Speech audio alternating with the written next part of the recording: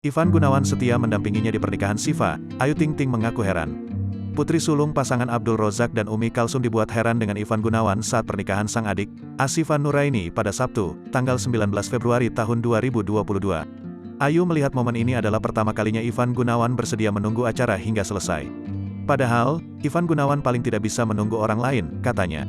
Adik pedangdut Ayu Ting Ting, Asyifa Nuraini baru saja menikah dengan Nanda Fahrizal pada Sabtu, tanggal 19 Februari tahun 2022. Dalam acara pernikahan Syifa, Ivan Gunawan terlihat mendampingi Ayu Ting Ting. Bahkan, Ivan Gunawan bersedia ikut serta dari mulai acara akad nikah hingga resepsi selesai. Melihat sikap Igun, Ayu Ting Ting merasa heran.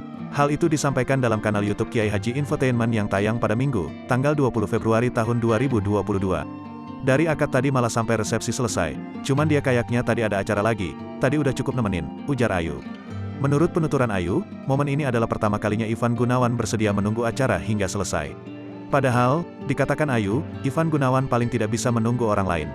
Ayu juga mengungkapkan, Igun bahkan merasa antusias saat resepsi pernikahan akan dimulai. Tadi di kamar atas bola balik ini kita jadi nggak sih pesta lama banget dari tadi, ujar Ayu.